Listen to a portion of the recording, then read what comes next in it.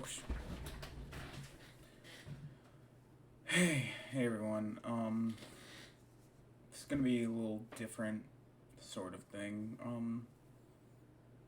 Y'all may know me as DJ Deshimo, the guy who puts on anime soiree, guy who kind of just acts wild on stage, gets people hype. That's not gonna be me today. I'm going to come to you guys as Samir, who I am. I've been I've been going through a lot in the past 4 months now, and it's something that I kind of debated on whether I should speak on or not. There's a lot of back and forth, a lot of talks with friends, even just professional acquaintances about what I should do about the situation. And there's a lot to think about. There's a lot of like brand risk putting this public, but with the information that I know, with the experiences that I went through, with what I've gathered through friends and through my psychiatrist during my therapy,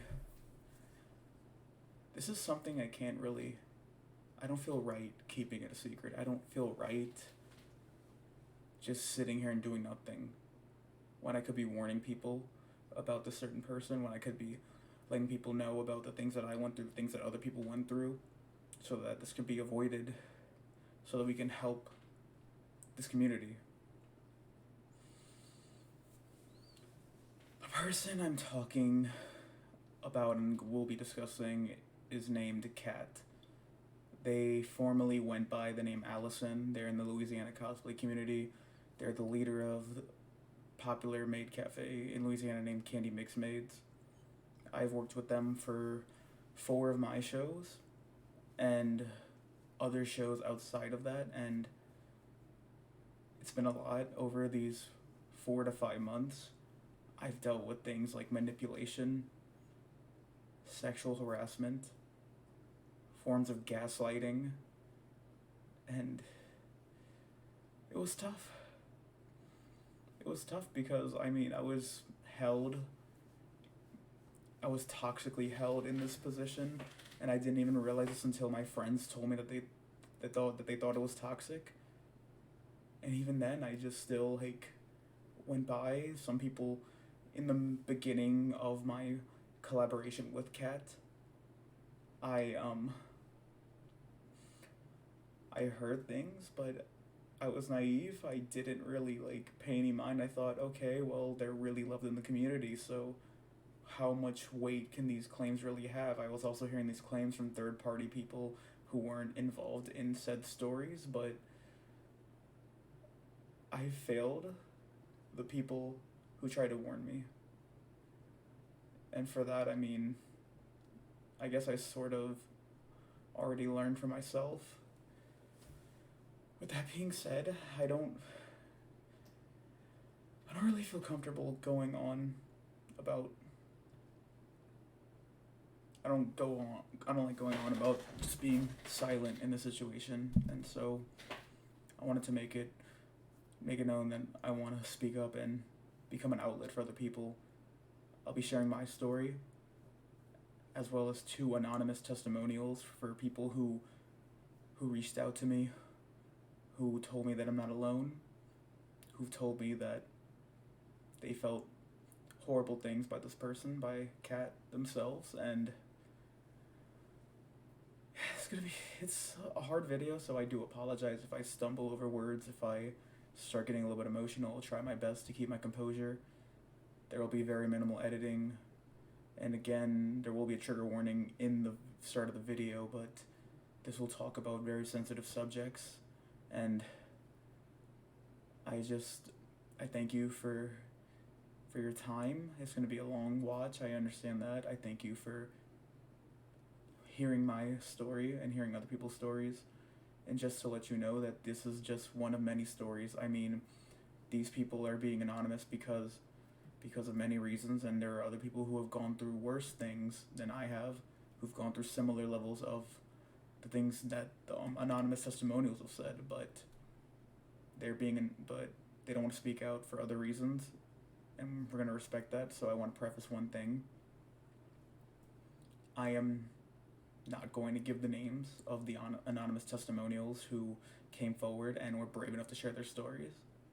Do not ask me for that. And also, while I personally cannot, I can't forgive Kat for what they've done to me and my friends and people in this video. I don't agree with the idea of witch hunting them. Do not witch hunt them. Do not say hurtful or mean things to them in their DMs. Do not do any of that, because it's if you support my story, if you support other people's stories, these are stories of hurt and pain, and I don't want to cause any more pain for anyone. What I want is someone who's wronged me and other people to be held accountable. I do not want them to be put in harm or in any more mental strife. So please, if I may ask, please, I know it might be hard coming off of very, very passionate pathos, passionate feelings, but please refrain from any of that if it's with malicious intent. I'll be detailing my story and structures. What I like to start off with is, well, I don't want to start off in general, but what I'll start off with is the sexual harassment. This mainly started in June when me and Kat worked on this show called the Cosplay Cabaret. And we met at previous shows. We met at a K-pop event. It was very minimal. We met at BoostCon, a little event. We talked for a little bit. I got to meet their partner and everything. So they asked me to be a part of Cosplay Cabaret, and I said sure, why not? It was a burlesque themed show, and I was going to be the DJ for it. I DJ'd for an anime set and a video game set.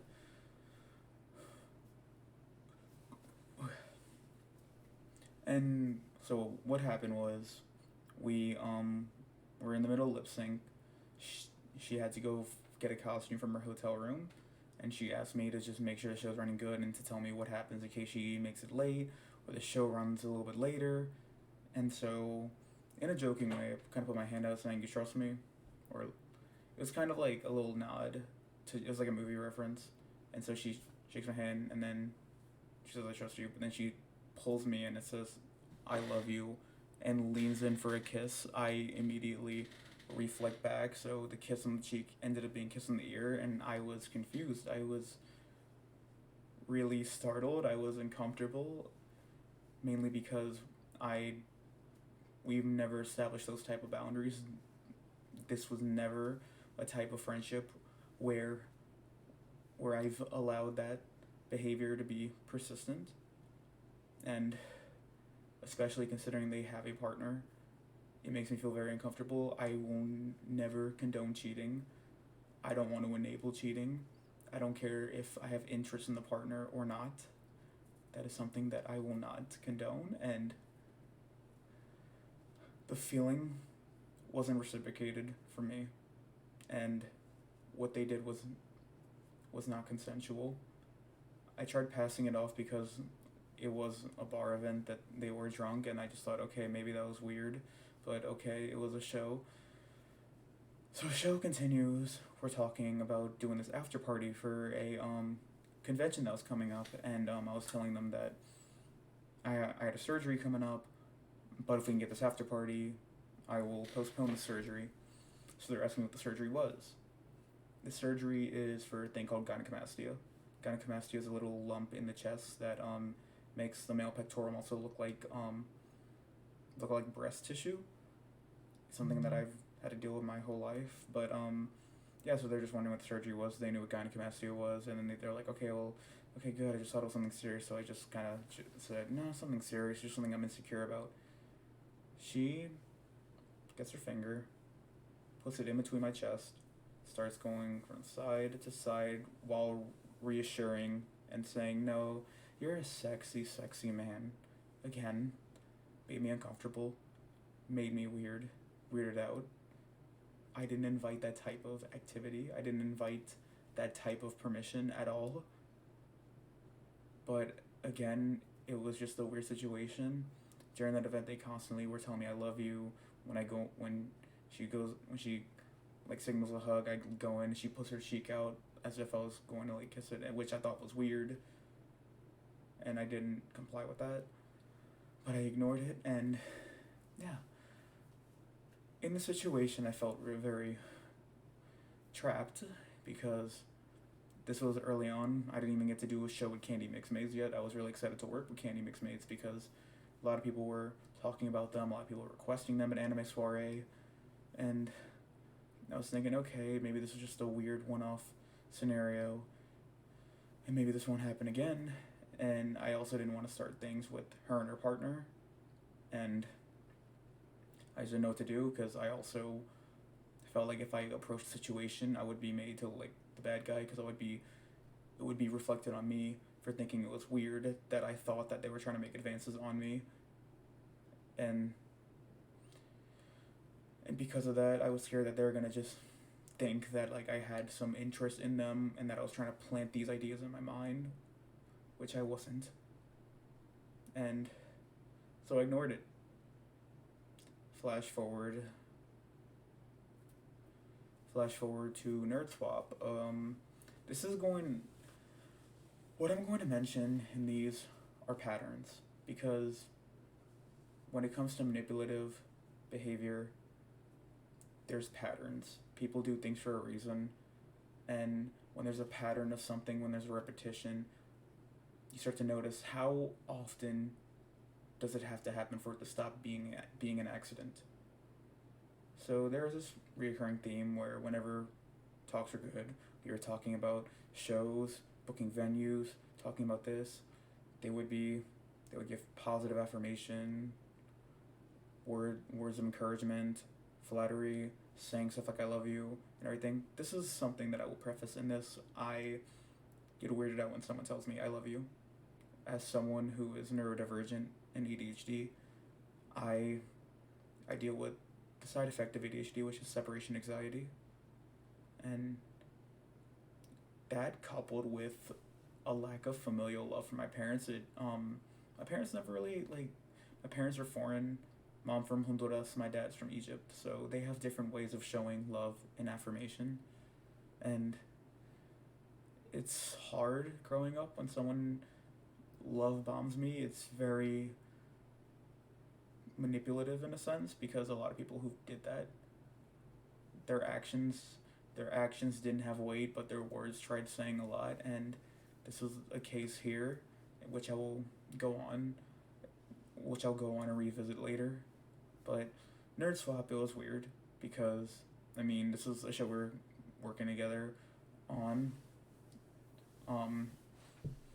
We did the Hideaway show on June 30th, but I'm trying to stick to the theme of the incidents of sexual assault. The Hideaway show will come back later. But yeah, so I come in, she's acting weird, doesn't really talk to me. I try to make conversation. They're just giving like side eye, like kind of not like a little bit uncomfortable vibes, and it just rubbed me the wrong way because I was led to believe that we were not just collaborators but friends at least, because will constantly call me bestie. They will constantly say I love you. They will things that a business acquaintance wouldn't tell you.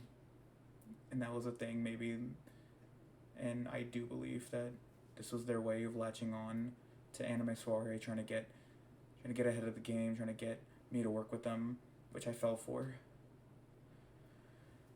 And yeah, it was just weird. After my set, I mentioned that that Hideaway Den was gonna house the next Anime Soiree on August 26th. And after that, conveniently, I'm sitting down, they sit next to me, and they lay their head on my shoulder, which again, I thought was weird. Then they were asking me while their head was on my shoulder if I had a performer booked for Hideaway, and I didn't. And they were already, pitching ideas of how they can help and get involved and everything, which I thought was, weird that that was the case, and also that they put their head on my shoulder without my consent, and also those actions are things that I leave exclusive for a partner slash significant other of mine or someone that I've established those type of boundaries with, and me and her did not have that dynamic. And so we flash forward to the show on August 26th. I got a band to perform, and I had Kat and a couple of friends who were in Candy Mix Maze to do go-go dancing. And I was just asking if they had any song requests before I oh my god. Give me a second. I was asking if they had any song requests before I finalized the set list before the show started, and what they said was, I don't know, something we could kiss to. And in my mind, I'm like, what? So I pretty much pretend I didn't hear it, and I go, what? And then she says, oh, nothing. Again, weird. Really weird, really strange. And during that show, I mean, whenever we would be on stage go-go dancing, sometimes the dancers would interact. If I'm going crazy dancing, they'll center the stage, or if they're going crazy dancing, I'll point to them or whatever. Kat would oftentimes be very flirtatious with their dancing and very hands-on, which was really weird for me. There was one time when I was playing Black Sheep from Scott Pilgrim vs. the World, where she extends her arm and makes me twirl her around, which again, weird, but I come from a theater background where I'm told to take the apple. Taking the apple means when you're improvising, someone makes a choice, you kind of go along with that choice, because if you don't go along with that choice, it'll make your partner look weird and yourself look weird. And I view myself on the stage as a performance. I take liberties from my theater experience and my film experience as an actor into these shows. So yeah, that was weird. And there's more instances, at RetroCon, they would give me these names, they'd be like, hey, Gorgelina, and again, it's a name, a nickname. Thought it was weird. Again, around this time, I'm just asking myself, even asking friends for third-party opinions, this is weird, right? Am I weird for thinking it's weird, or is this actually weird? And they would tell me, no, it's weird, because it's been a pattern. It constantly happens. And during this time, we had our homecoming show on September 23rd happening, and she was saying, oh, I'll do this just for you, using a seductive type voice, which I also thought was weird, because in no way, shape, or form did I show signs of reciprocation. I've showed active signs of being weirded out. When she called me Gorgelina, I was confused, and she's like, oh no, it's just a name or whatever. And I don't know if the idea was to manipulate me, to make advances on me, to try to start something with me. Either way it goes, it made me uncomfortable. But I kind of just went with the whole show goes on mentality. So we get to September 23rd, the homecoming show. I'm in the car with Solo and my friend Thorin, and we're driving to Gausa, and she calls me. I was 2 minutes away from the venue. She just asked me where I am, and I say I'll be there in 2 minutes, and then she goes, okay, love you. I say, okay, because I have a weird tendency. If someone says I love you, sometimes I'll say I love you too, out of just it'll take me a moment, but it just depends. But again, it's weird for me because of my background that I've mentioned. And I say, okay, and she goes, say it back.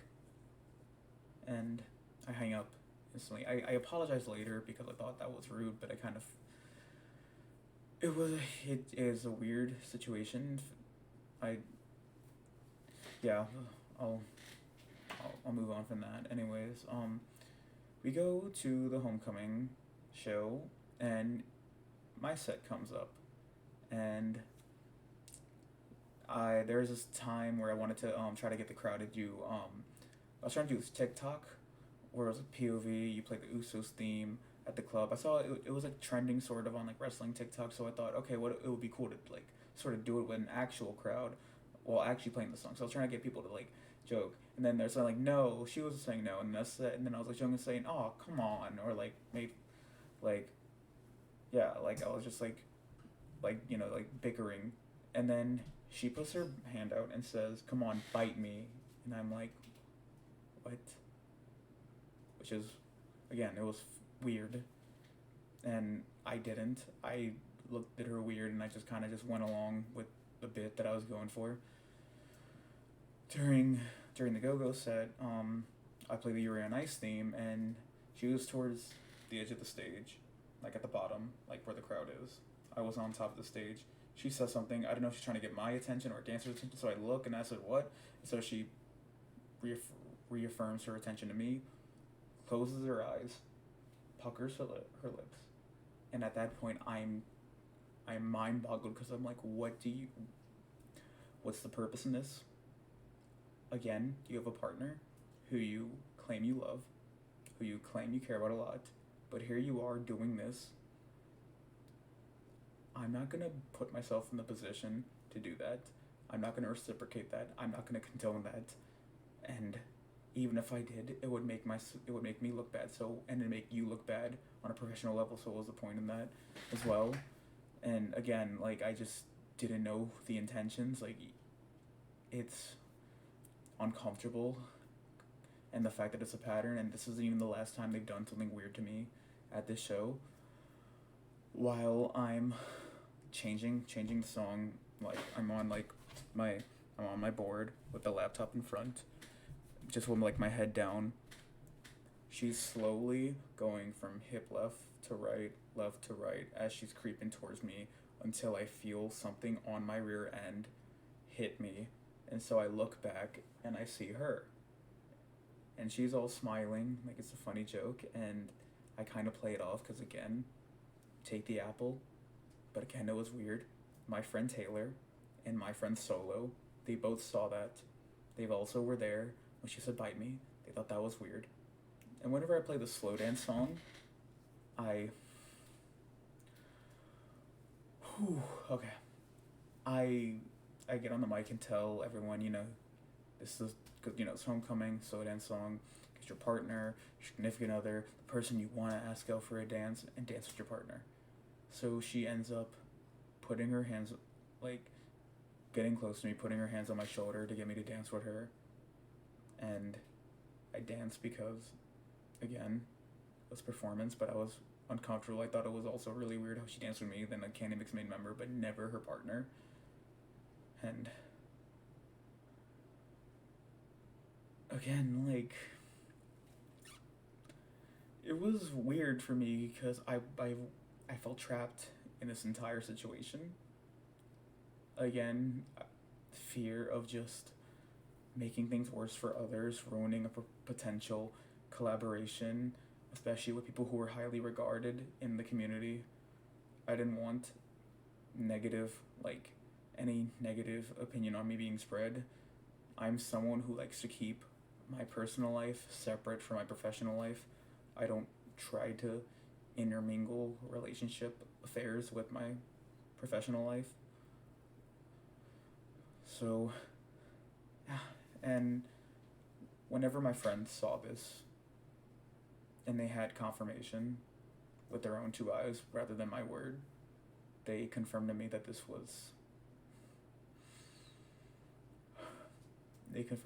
sexual harassment. And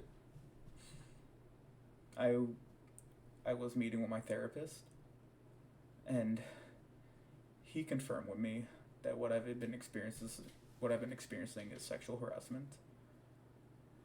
And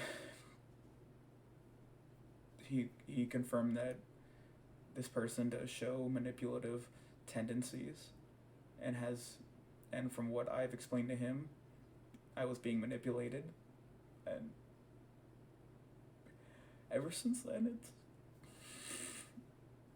ever since then it was hard to just go about it, because I mean, sexual harassment and sexual assault in men is very undermined, because I mean, my psychiatrist explained it to me that if the roles were reversed, if I was doing the, if, let's say, I was doing the things Kat was doing to me, like, but we switched, like, let's say, like, I was the one, touching the chest area, obviously, or leaning in for the kiss and saying I love you. That would be considered sexual harassment, easily.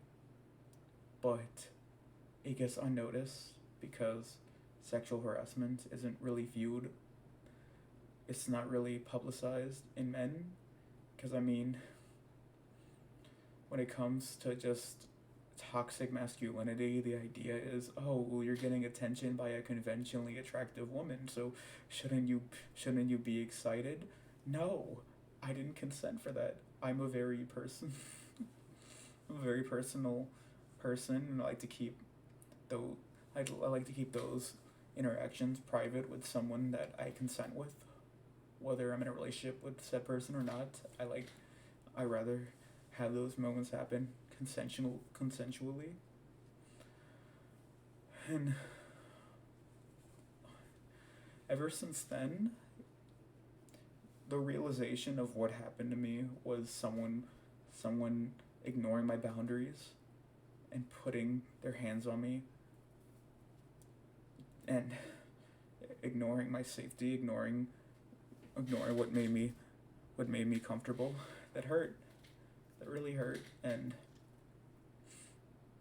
it was hard. I mean, at my job, I've had to tell my manager that because we have coworkers who try to show support by tapping on the shoulder or touching your back or whatever, and I know they mean no harm by that, but I had to tell my because I'm not a very confrontational person. I had to tell my manager to, if they could ask them to stop. I had to open up to my manager about this, because every time someone would touch me on my back or something, it would make me lock up, it would make me tense, it would make me think back to that instance, because it was an instance to where I felt trapped. It was an instance to where I felt like I had no control.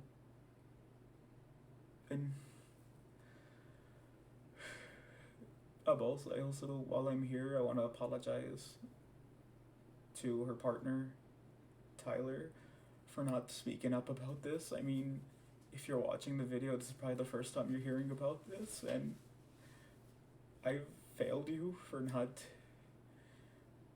telling you about this or informing you about this. I was scared that I would just start things. I'm scared that I would. I'm scared that I was gonna ruin a collaboration, that I was gonna ruin stuff. I didn't think about the situation of this is another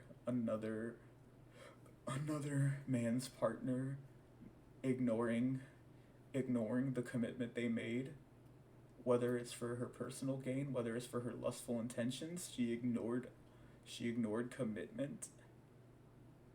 And I'm sorry for not informing you sooner, especially considering, which will lead to my next part, manipulation. Kat would claim that we're close friends and everything, say I love you, all this stuff, love bombing, because that's what manipulative people do from what I've seen, not in my coworkers and friends that have went through manipulative relationships.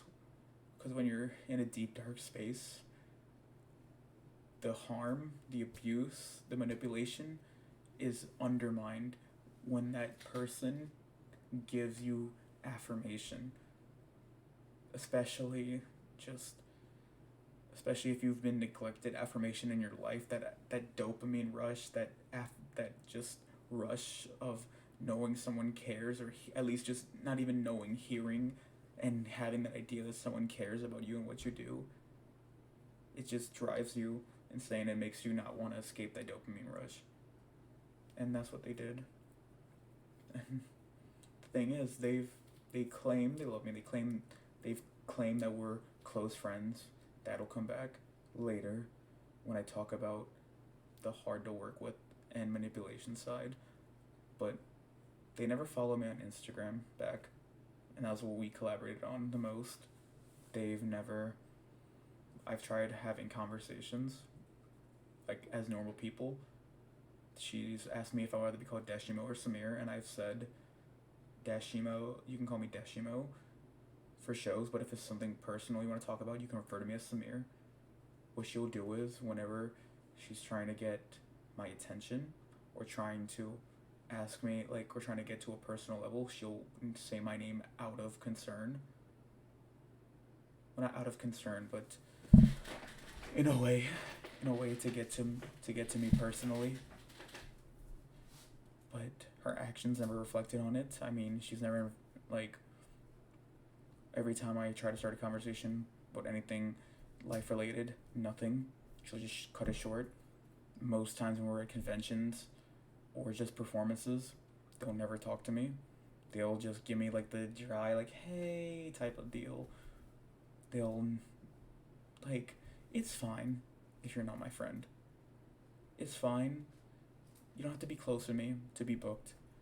All you have to do to be booked is either have a love for anime or be in the community, have a talent, or trying to present a talent. There's no requirement for anime soiree in terms of friendship, because as long as you treat me with respect, as long as you treat others with respect, you'll be booked on anime soiree, or you could even ask and I'll do it.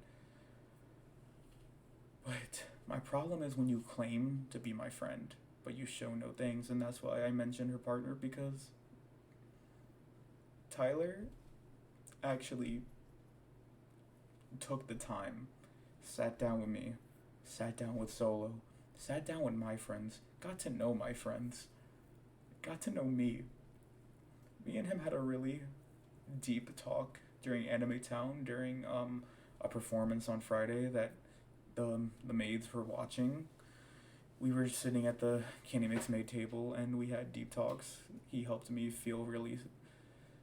tackle insecurities about college, and I lost a year of college because of chronic illnesses like acid reflux and IBS being undiagnosed. My doctor thought it was chest wall strain. They kept giving me anti-inflammatories, but it turns out those anti-inflammatories were causing heartburn because acid reflux. It was a story, but we had a really deep life talk, and I really appreciate that. I really appreciate him. He got to really know Samir Khalil as a person.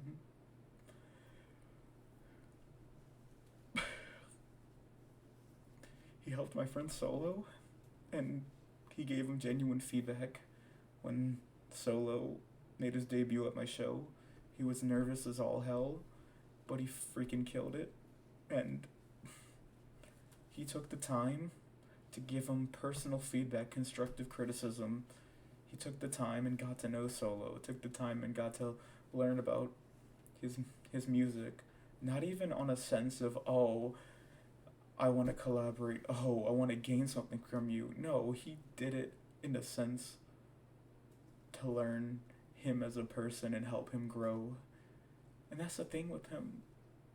He's helped out the maids. He was watching the table so his partner could have a good time at the convention, and it sucks because he doesn't deserve this type of disrespect, and I'm really sorry for not coming to you about this personally, but I hope you understand why I didn't. And yeah, this will lead to my case of being hard to work with, which will in turn tie back my manipulation. During the June 30th show at the Hideaway, this was our first show we worked on, things seemed great. Besides sound check. Sound check is going to be a pattern to look out for, because They got there early. They wanted to run through the whole set list, which is weird, but okay. I come in. They want to sound check me. Whenever things are going well, she's hovering over, giving dead eyes stared, like manic like stare, asking what's going on. Can we rehearse another song? Which, again, we're running a show. This is very unprofessional, especially since you got to already run like maybe 5 or 6 different songs, and we got to make sure my equipment works and that we can even do the show. But, anyways, my throat's hurting right now. Anyways, that's besides the point.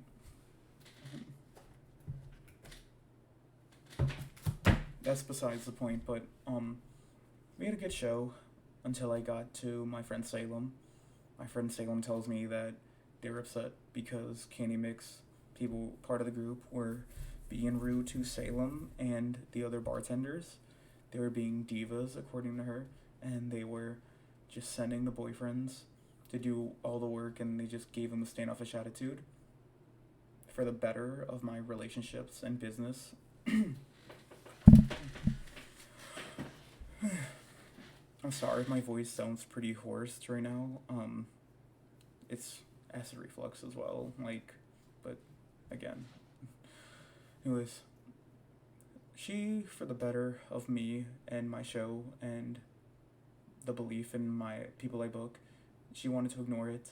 I told her no, I'm going to talk to them about it because I don't tolerate that behavior.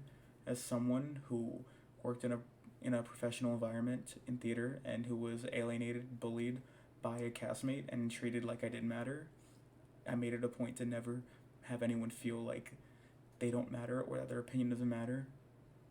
And I talked to them about it. I talked to them and I told them everything. I talked to Kat, basically, and I told them that this behavior will not be tolerated. And so they're trying to get to the bottom of it. So I thought, okay, this is going to get handled well. Salem tells me who she thinks the person will want, just because she didn't know names, so Kat sent pictures, and Salem told her who it was, and it led to a fiasco. Salem in the messages saying that it's a shame because they're talented dancers, but they've had to stop booking people who are popular because there's a flaw. They have to stop booking people popular because of the way they acted, no matter how much tickets they dropped, because they treated staff and guests horribly. And Kat didn't like that. They said it was uncalled for in our phone call. She apologized to Salem, but it seemed very damage control like. It seems sincere at first, but it feels damage control after the phone call we had. She was talking about how the next show, they want to avoid Hideaway because of the incident. Her dancers are stressed out, and she was talking about how it doesn't, it just hurts because they work so hard, and this one thing happens, and it just ruins everything, ruins reputation, and trying to manipulate me, in a sense, with these, coming to me in constantly just being vulnerable instead of trying to see Salem's point of view, because my problem is they backed down and said maybe this person has a right to be a diva. We're tired. We do a lot for the show. We do all this rehearsal. We do all these performances. We're the #1 dance group in the state. We get the most con performances. And by that logic, I hate that idea. Because that's not an excuse to be rude. You don't have to be their friend. You just have to show them respect, because Salem was actually the person who got me the gig. In turn, letting me get Candy Mix Maids the gig. Without Salem, I wouldn't have had that connection. I wouldn't have gotten to have a performance at Hideaway, which is one of my favorite venues. Sadly, it's closed down, but those 2 shows I did over there are memories that I will have for a lifetime, and I hate that idea, because no matter how big you are, you do not have any right to dismiss anyone, no matter if they're a sound engineer, doorman, bartender, a performer, a guest. It doesn't matter. We all are a big part in this community. We all are a family. We're all a cohesive unit to help make everything go. Sure, one person could host the thing, organize it, but at the end of the day, they're nothing without the people helping them. I'm nothing without the guests for Anime Soiree. I'm nothing without the performers for Anime Soiree. I'm nothing without the bartenders who constantly make sure people are getting their drinks and having a good time. I'm nothing without the bookers who believe in my show where other people wouldn't believe. So for it also reflects poorly on me whenever I invite someone and share this opportunity, and these guests of mine treat treat treat the people giving them hospitality like crap. It's a slap in my face too. But we go on to the next part. We're going back to Homecoming because during the build up to it, I'm trying to figure out, okay, how long is Solo set? Solo gives me a time length. We actually go over his set because he wanted help and he wanted opinions and he's my friend, so we did that. I asked Candy Mixmaids how long their set is because this is the first time we're doing a 3-act structure plus a cosplay contest, and I'm having my very skilled videographer Ian doing videography for the show, and his rate is higher than average videographers because he's constantly booked and he's great at what he does. So I want to make sure I know the set time list so I know how much I have to pay him to record the most important spots of the night. I asked Kat how long the Candy Mix Made set list is. They said I'll get back to you in the morning. Never did. And how long was the set list? An hour long. When did I find that out? The day before the show, when everyone else found it out. On Instagram public story, where it said where Candy Mix Made said, and I quote, "We have an hour filled of content at Anime Soiree Homecoming," and it felt like the show was getting hijacked. I mean, because especially Kat made it a concern that because Solo wasn't going to go for an hour anyways. He didn't have he would have to work to make that an hour long set list with the unfinished projects he had, and because some of the songs he was actually debuting at Anime Soiree, but they made it a point to make sure Solo's act wasn't so long, and Solo was also fine with that. So for them to go for an hour felt disrespectful because it just felt like it was undermining the show, undermining what it did, because we had people leaving out the door during the time because the set went on too long. Not to say that they weren't good. They were great. They were fantastic. I mean, they're Candy Mix Maids. They are talented dancers. They have talented performers. A part of it. But again, there's other acts in the show, and there's only so much you see of dancing. And I've had people message me saying that it didn't feel like an Anime Soiree. It just felt like a Candy Mix show that I was just headlining. And also because of the lack of communication on their part to warn me about how long their set list was going to be, and not giving me time to say, no, we can't do this set list this long, or no, or yes, we can. I had to basically get the short end of my videography because I hired Ian for a set amount of time. And yeah, so that was annoying. Amongst the things I mentioned at that previous show, but then we hop on a call. I say, I want to talk about something. She says, is it bad stuff? And I said, it depends on how you look at it. I was just basically saying that it's stuff we can improve on. They were basically trying to duck the call. They said I could call Wednesday, but then we kind of got an idea of it, and then we called earlier, and then they immediately asked, is one of the issues our set list time, because we saw people dancing in the corner, and we saw people leaving out the door, and I said, yeah, pretty much, especially because it's a 3-act structure. But then they tried gaslighting me and saying it was 45 minutes.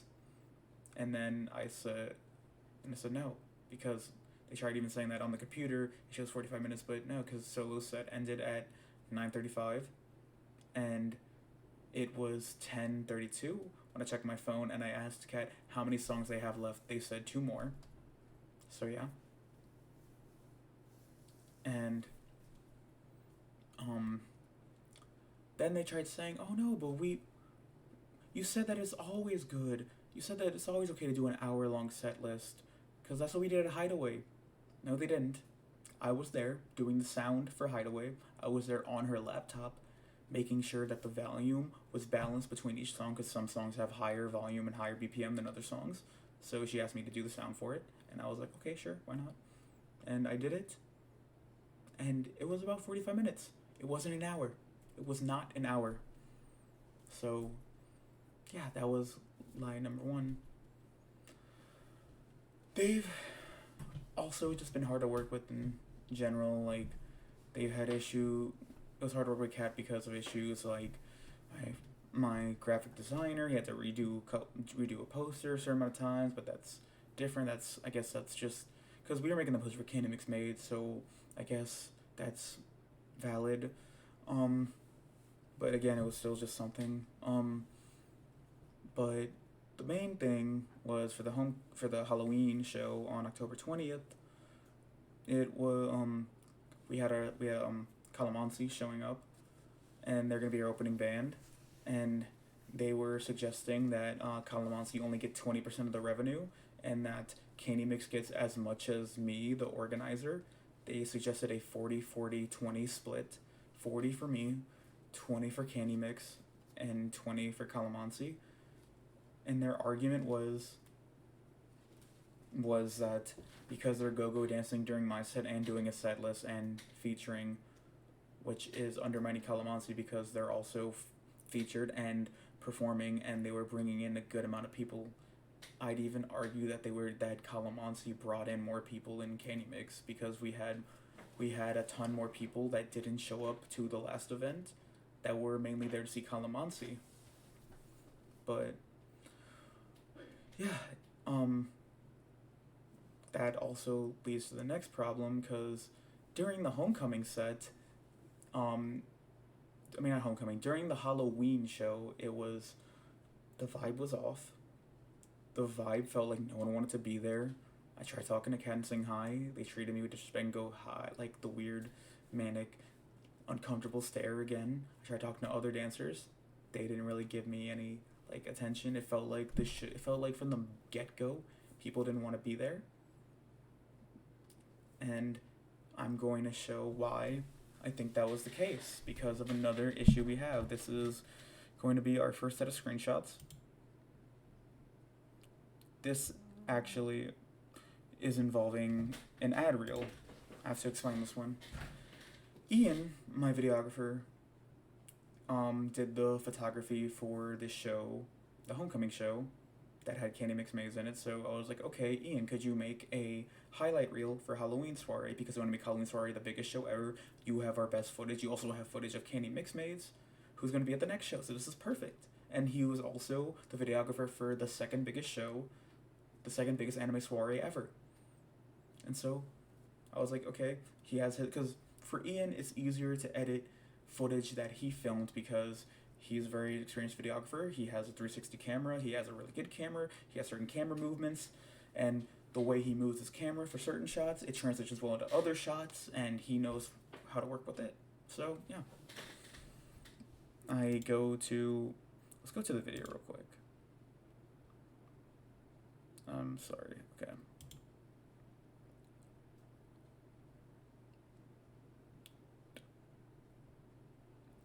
This is the ad reel for the show. Really well. Just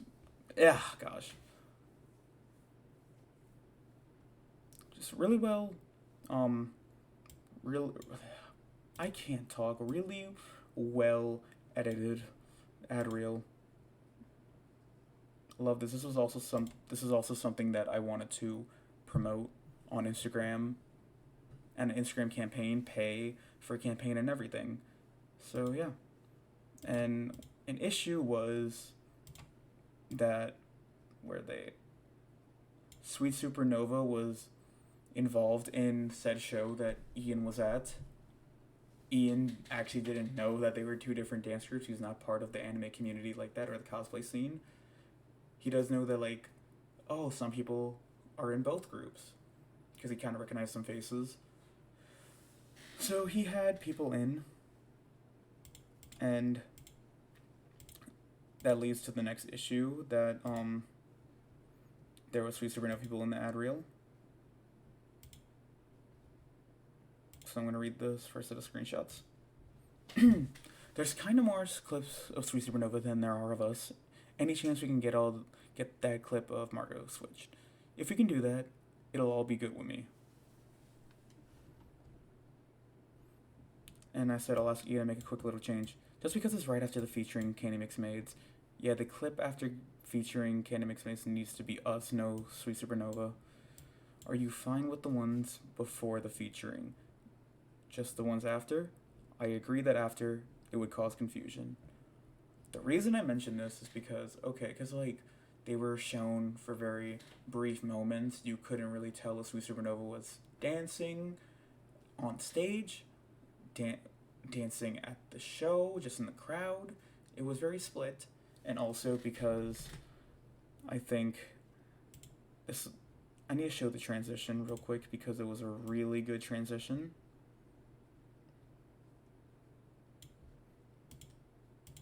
There's this transition. Yeah, right there. Okay, let's do that again.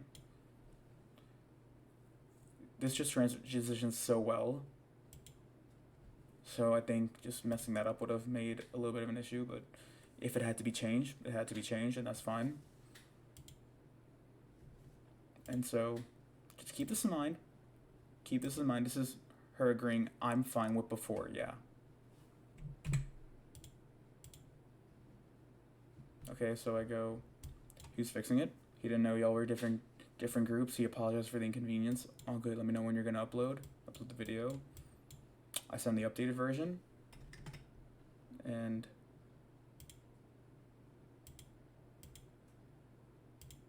wait. Did I not show the ad reel? Okay.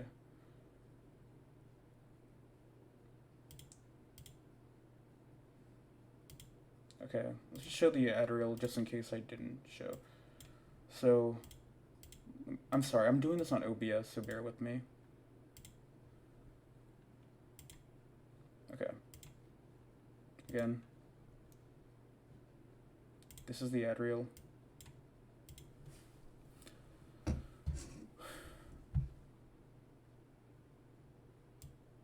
This was the transition I was talking about.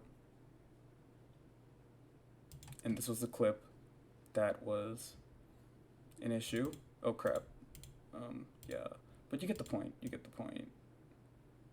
Anyways. We're gonna go to the edited version.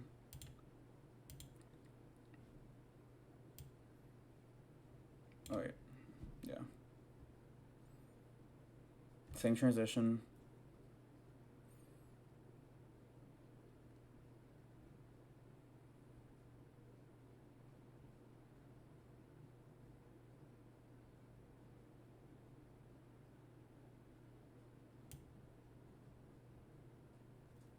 Yep, just the ad reel.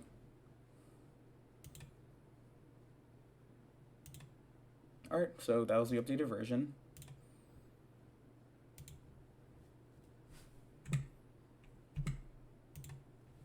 And she says, looks good to me. Thank you. Keep that in mind as well. Okay, so she goes, ready to post now. And could we make the cover image something with all of us? So I'm thinking, okay. So you're going to have a picture of Calamansi too? This is a 3-person show. Do you want a picture of the cosplay guests as well? And so I go, I don't really have an image that would have everyone performing because this is like Calamansi's second show. And I mean, we don't have a picture of like me and Candy Mix performing. So I go, I'm ready though. Because I was just going to, I didn't really think about the cover photo. I was just going to put either just a nice crowd shot from the video, or I was going to put the poster from the show. And so she says, could I send you a possible image to use? I said, sure. I was probably just gonna use the poster. And so she says, I'm making something. 1 second. This is where I see controlling type of behavior. She makes this poster.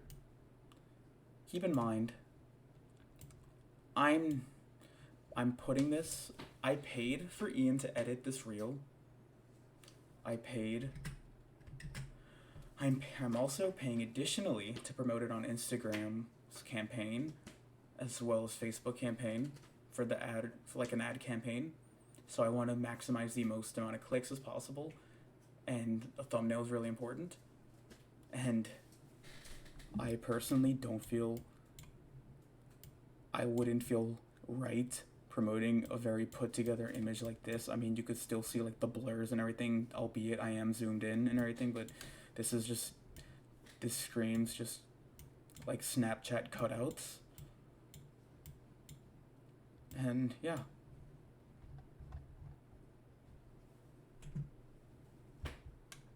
And then they just added another one.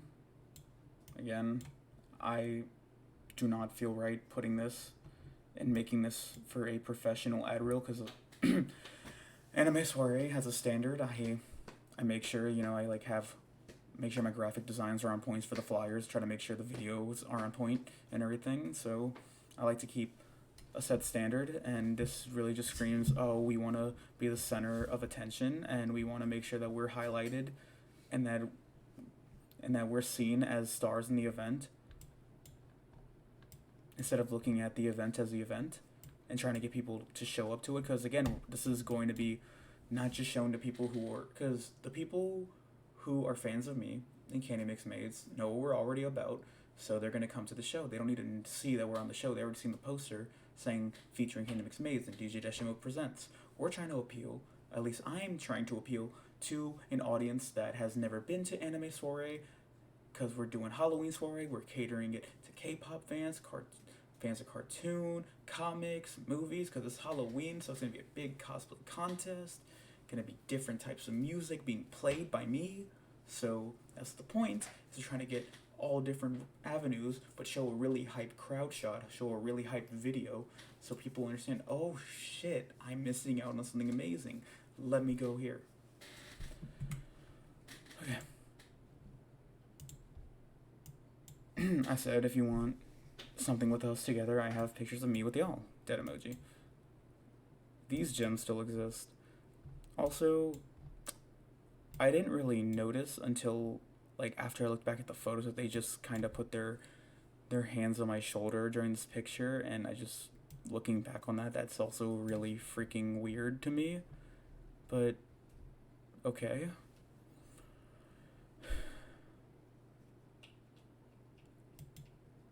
I didn't notice it whenever we took the picture, because the jacket, I'm cosplaying Jason Todd from DC, so the jacket kind of just, I literally couldn't feel anything, so I just didn't even know this happened until after the photo was taken, and now it just makes me feel weird. But that's besides the point again. So we just have these cursed pictures, the little 360 cam and everything. These pictures would have captured the cursedness of the poster. The poster is really cursed if you haven't seen it. This is just a bunch of characters. John Cena's on there. Jeff LaPaw from Hell's Kitchen. It's just random. Schnitzel from Chowder. So she says, Jesus Christ, well, I just wanted to fit the grid theme. We will use those soon, though. And I'm like, grid theme? Of CMMM Instagram. She sends another poster with words on it. And then she shows me what the grid theme is. So I'm like, oh, okay, I get it now. And she says, see how everything on CMMM makes rows? I'm working on a homecoming row. So it'll be this video. Then I'm making my own Candy Mix made highlight reel. Oh, and for context of this, we were on the phone before this reel. I was just saying Ian's making a reel. She says, okay, do you want to collab post it? I say, do you want to collab post it? And they say yes. So this is why I also have issues, because I was just going to post this on my own and just tag the performers. they wanted to make it a thing about collabing and wanting to do these specific rules to it. Specific rules to content I'm paying for and content I'm promoting. So yeah. Okay, so I see, I was like grid, but I get it. I don't really know how I feel about using that picture, to be honest. It just looks very thrown together. I plan on boosting this ad reel, and I want the cover photo to either be the poster to highlight the theme, or a crowd shot from the ad reel to establish the hype for the event. This is where it starts getting dicey. Can it be a crowd shot from Homecoming then? Which I would like to be consistent, because it would be nice to have a crowd shot from Candy Mix Mates to be like, oh, okay, Candy Mix was at this show, so people are really excited for that, so, you know, you gotta tune into this show because this show's gonna have them again, and you can be a part of this. Sadly, it's not that the shots were bad from Homecoming, we just had the shots from the show at the Willow that Ian filmed that had Sweet Supernova, without, not even Sweet Supernova just being involved. That show was just really big. We had our second biggest attendance ever. We had a decently sized venue. We had really nice lights. We had a really good videography. We had really good shots. So that's why we have the best type of crowd shots. So I say I would like it to be a horrible grammar on my part. I would like to stay consistent. It's just the fact that the crowd shots in this highlight reel from the show I did at the Willow are genuinely so good. But I tried to compromise, be a middleman, not start arguments with my partners. So I send crowd shots, like screenshots I send screenshots from the reel at Homecoming. That could work. So I send that, see what they think. Here's some from Homecoming that were used in the reel. I like these. This was a shot at the Willow. There's a lot going on. This kind of feels Halloween Festival. I mean, you got Blair right here. You got Shigo. So like, you know, we got anime, we got cartoon, we got just other people wearing whatever. We got, you know, Naruto. So like this kind, and we got Black Cat right here. So it kind of just goes in line with Halloween as well. Yeah. So I go, but this one specifically I think is really good, as it shows a lot of main entry points, costume engagement, crowd engagement, and it looks like people are having the time of their life. And so I'm just go to the next one just so we can just get this all in one take. It just hurts because we weren't the act there. I just thought that Halloween was supposed to be an event we were working on together. There's Sweet Supernova clips in the reel and photos of y'all's event on our page as the cover. First of all, what? It just kinda doesn't feel great. We want to promo and do all of the things to help this event be as successful as possible. We need to stay true to our branding. Imagine if I wanted to promo an event with you and you would use clips and pictures from an event with DJ Demi or something. You would feel a little slighted.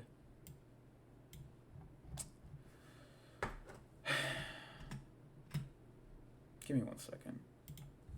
This is where I disagree. What I got upset about in this situation is because Sweet Supernova shouldn't have been brought back up. And again, I'm not dragging them into this video. It just so happens that Kat had an issue with Sweet Supernova being in a highlight reel. But I asked them if they wanted to get it changed. They said only after. So we did that. I verified with them, sent them the new version. They said, looks great, thank you.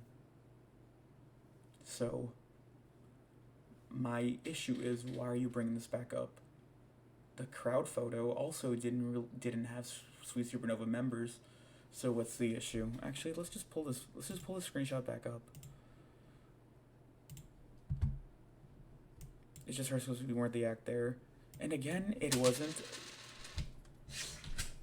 a case of, to me, this just comes off as competitive. It comes off as gatekeeping. It comes off as not wanting people to succeed. I've mentioned that The only reason that there's more crowd shots of the Willow show was because this is an anime soiree thing. Halloween soiree was a risk because we were abolishing the anime soiree tagline. We were going with Halloween, so we had to heavily market the fact that we were doing other type of genres. We also have to market how good the event will look. And yeah, I had to pull from the best footage I could find from anime soiree's history. And I hate this idea of there's Sweet Supernova clips in the reel and photos of y'all's event on our page. Which, first of all, where's the photos of our event on their page? Oh, okay, as the cover, yeah. Photos of y'all's event on our page as the cover, which it's not a big deal because the thing is, when outside promoters get other people, where do they have to get their footage from? Other venues, other bands. Let's say I were trying to book a show at Republic.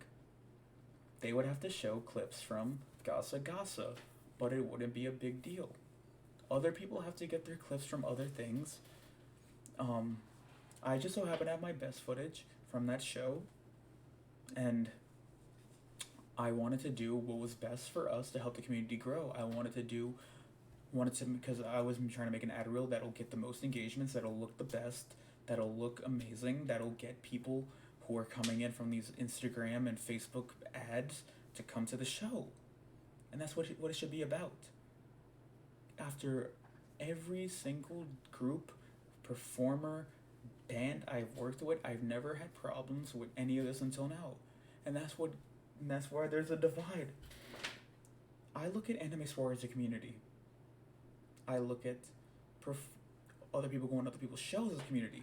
I absolutely hate the idea saying, imagine if I wanted to promo an event with you but use clips and pictures from an event with DJ Demi or something.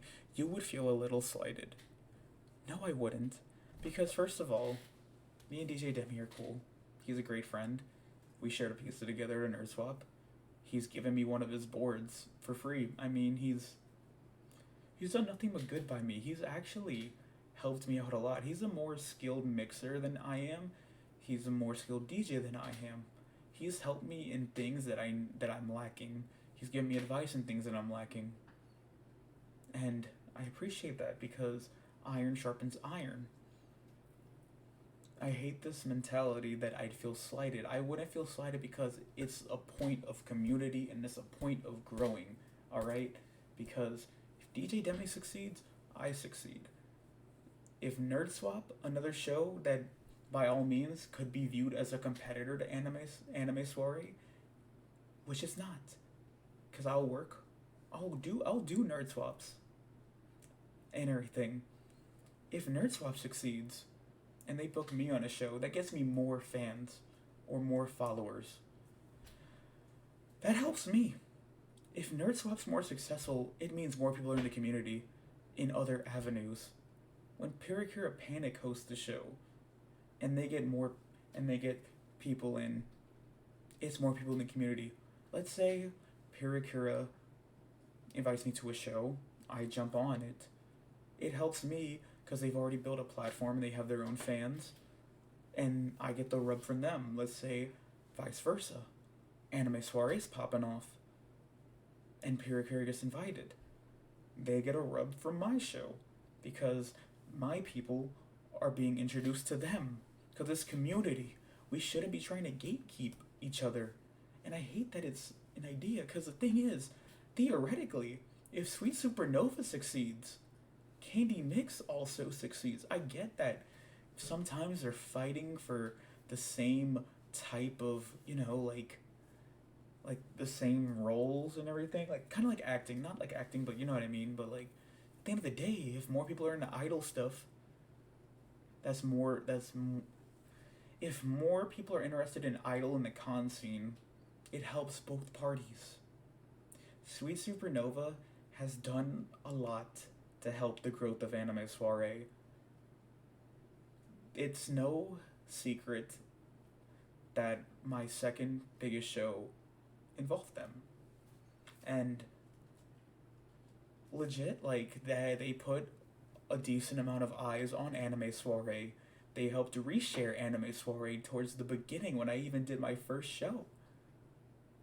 Okay? And technically, them helping my show helps other people because some of these people might not have even came to my shows if it weren't for them. Just like how some people, just so like Anime Soiree probably wouldn't have even been a thing if Pirikura Panic didn't sign on for the first ever one. Because of contributions from, let's say, those two performance groups, people like Solo get introduced to a crowd that possibly never would have been with me till the day he got booked. Other people like other bands, like, everything's a community. We help build a community. My whole point, which I'm going to get by in this next slide. I'll just say it for the next slide because this will preface my point better. I understand this and I'm sorry for this. It's nothing against you all. The shot just happens to be from a different show, and at the end of the day, it's branding and marketing, and I want to do what I believe will help bring more people into the shows. That way we can have more people see our show, know what each and every one of us are all about, and put money in each of our pockets so that all of us can keep doing this. And that's my point. What I do for Anime Soiree, I want to make sure that we have a videographer, photographer, we make sure we're promoted, we make sure we have people in the door, so that way, because I'm not going to pretend like Anime Soiree is the be-all, end-all for everyone, because it's not. Anime Soiree, my whole purpose of doing Anime Soiree was to build community. My whole purpose of Anime Soiree was to create community and interaction that we've so been lacking in Louisiana ever since MechaCon has ended. And that's my point. I want to be able to create a platform, a safe space for people to feel like they're welcome, for people to show off their talent in the anime community, for people to cosplay and have an excuse to dress up and meet new people, for people to just, who've never gotten to perform, be able to given a stage to perform on, given a media kit with my photographer and my videographer so they have footage to show these con bookers, because I know my show's not the be-all end-all. I know some people dream about performing at Holiday Matsuri or AWA or Anime NYC. People have dreams, and I want to help them reach their dreams. And I want to see Anime Soiree grow. I want to grow Anime Soiree. I want to make it big. I want to make the show big to make this community bigger, because this show has done a lot for my life. But these actions, I think I'm trying to make sure I'm not too loud because we got people sleeping. These actions don't feel like community. These actions feel like gatekeeping. These actions feel like someone is jealous and someone doesn't want someone else to get a piece of the pie, or just because, again, it was very minuscule what we saw of that group. And I hate that it's a big deal. Kat called me and told me that they're just going to work on their own reel and everything, and that for future reference, for future shows, to only include Candy Mix stuff. So yeah. We go back to the homecoming show. Coupled with the idea and the whole dilemma of it feeling like no one wanted to be at the show, felt like the show was being griefed, felt like, them Kat telling her dancers to stop dancing on the stage at 11:30 when they made it apparent that they want a higher rate because they go dance during my sets, even though they left an hour early, and they even told their dancers, no, I don't want anyone on stage at 11:30. That show felt uneasy.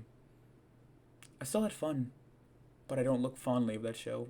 This was something I did for fun. I loved Anime Soiree. I had an escape. But they also were yelling at their dancers as well. They were berating them. They had issues with sound check, like always. Homecoming, they had an issue. Solo couldn't get his mic pack to work, so they were hovering over him. And I told them at homecoming, the day before homecoming, that Solo's gonna go first. Sound check's at 6. Be patient because he's the most important person. All you have to do is make sure the sound works on songs you've already rehearsed for. Okay. Solo, oh, jeez. With Solo, he has to make sure his audio's leveled, his microphone's leveled, the song plays well, the audio is completely mastered and sounds good on a speaker in a club environment. So she was hovering over him saying, "What's going on?" Like with the blank manic stare. And it felt unprofessional again. Because there's other acts in the show. They already got to perform a dance number. And they've already rehearsed these songs. Solo, no matter how hard he rehearses, he can't beat faulty equipment. So then we go to Halloween. She starts yelling at her dancers, starts berating them.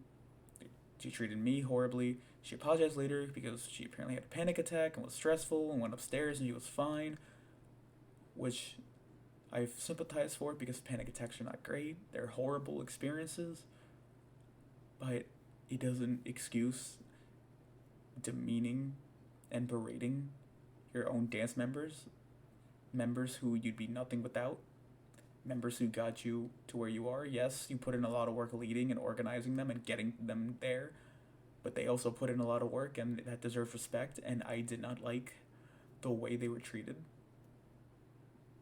And I'm going to get to that.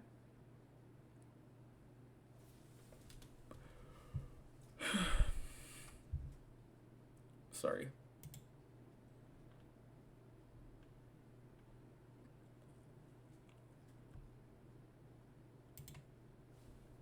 Okay, I gotta make. Okay, this is looking for it. This is also my attempts at. This is my attempt at making amends with her, putting everything under the bridge, all the hard, all the tough times, and everything. All the inconveniences, the sexual harassment. I try putting this under the bridge. But before I go in with this, the thing with more context for the Halloween soiree soundcheck, she made it apparent that she was upset because she got there at 6:30 for homecoming, didn't even get the soundcheck because, again, I said Solo has a soundcheck first. So she was saying, we're going to go at 6:30, but can we soundcheck first, even though soundcheck's normally at 6 o'clock? And we have another band who needs to soundcheck as well. So they're making a big deal over soundcheck again. And I'm gonna mention this later, but soundcheck doesn't take 30 minutes for a dance group. In theater, where people have to do 2 acts of musical numbers that are far more demanding and they have to sing to, they'd be lucky if they even get to rehearse one song. You don't get a full run through of a 2-hour play, a 3-hour play, or even a 1-act play. You just gotta know it. So, that'll lead to my next part when we get to this. Hey, I wanted to touch base and make sure everything is alright. You seem very distraught and upset during the show, and I just wanted to make sure that you're alright, and if there's anything I might have done to make you feel that way, or if I'm just looking too far into it, and if I am, I'm sorry about that. She goes, oh my god, I'm so sorry. I'm having just a bad day, and I, had a panic attack upstairs before the show. My nerves got the best of me so badly, sadly. After we danced, I was very much okay. I remember you telling me that. I was just making sure as the anger sort of felt targeted, but I don't know. Glad you were feeling better after dancing, and glad you're doing alright. I'm sorry if I seemed angry with you. There's just a lot happening. I had tried after we danced, talking and saying thank you and all. I didn't get to catch you before we left because I had a car full of people waiting on me. This thing, also, no one besides one person from Candy Mix Made said goodbye to me.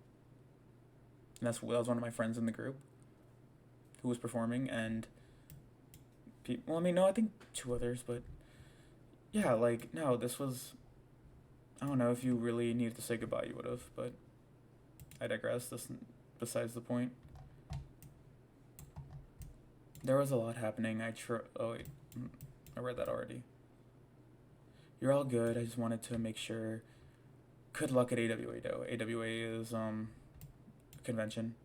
So she says, I care about you a lot. I want you to know that. I'll work harder to keep a more stable mood because I don't want to hurt our friendship ever. That part fucked me up because it made me forget about all the pain she's put onto me and other people at this point. I wanted to believe this, and I did believe it. But again, from what I've said, she hasn't shown proof of us being friends. But I wanted to stand my ground for once. I wanted to explain what I had felt and be honest because I've hurt other people by not being honest and letting everything boil over. So this is my way of starting anew by being honest with how I felt and how I felt like I was treated and how I wanted to just work from these problems, not forget or forgive. Forget in a sense of not to put it on their head, but no, this is not how I want to run things. So I appreciate the effort you're putting into trying to maintain our friendship, and I appreciate the care you're putting into doing right by me. But this is also important to keep this type of resolve for your fellow dancers. I personally want to avoid a scenario like last show's soundcheck. I can't say I know the full details, but that type of behavior is not something I'd like to have being harbored at these shows. These shows are an escape. The whole motto, I believe, is to make memories for everyone with these shows. Shows for one night in the month, and I want these nights to be memorable for the right reasons, and the vibe seemed off. I've had people at the show saying the vibe felt off. I have had one person reach out to me mentioning how a Candy Mix Made member reshare of the post felt shady as if they didn't want to be at the event. As someone who puts a lot of time into making these events, money into these events, making sure my guests have videography and photography present so that they can have stuff to show other bookers, it feels like a slap in the face when people a part of the show either just show no appreciation for the time committed or visibly show that they do not want to be present at the event. It feels like I'm being taken advantage of, and that type of behavior hurts me personally, and it hurts the Anime Soiree brand and the vision I have for it, especially when there are other people who would want an opportunity to perform at one of these shows. Keep this in mind. Keep this in mind. I said, especially when there are other people who would want an opportunity to perform at one of these shows, because she's going to misquote me later. I mention this as I want to be transparent, and I want to make sure this type of feeling isn't repeated at the February show. Basically, we're going to do a February show. She asked me way in advance if they could book if they could be booked at Anime Soiree for their anniversary. They've even tried calling it Mix of Love and tried making it a Candy Mix anniversary show for Anime Soiree, which I have to stay true to my brand, and I said no because as someone who puts money into making the event, who puts money into marketing it, promoting it, getting videographers, photographers, I can't just do all this for an event for people, especially when there's already issues being presented with said person. It shows like said person isn't even grateful for it, where it just feels like I'm being used. But anyways, I mentioned this solely because I just want to be honest and upfront and make sure we bring the best out of each other going forward, and I expect you to be honest and upfront with me as well. If I do anything that disservices you or anyone in Candy Mix Maids, as I appreciate everything y'all do. I didn't put do, and I want to make sure that I do right by you all. This is where it all goes down south. Shady, I communicated with you nonstop about sharing posts and advertising. I care about these shows and every show infinitely. I learned how to use editing apps and spent hours on video editors to make the best high quality content to match the content that you were putting out, since I didn't want a collab post, so that you could feel like I was putting in an equal amount of work. Also, if the vibes were off, I really don't think that was my doing, because I had multiple people reach out to me and Candy Mix Mates after the end of the show to say during your set they were thankful that we were there to dance with them, and that they appreciated how nice and accepting we were, and that we all wanted to hang, and that I personally went out of my way to meet new people and dance with them and make friends. Okay. I have to move on to the next screenshot. And I can understand your concern with the way I run my group, but if you give me 30 minutes for sound check and I have 15 people to run and people show up late and dances have to be rerun,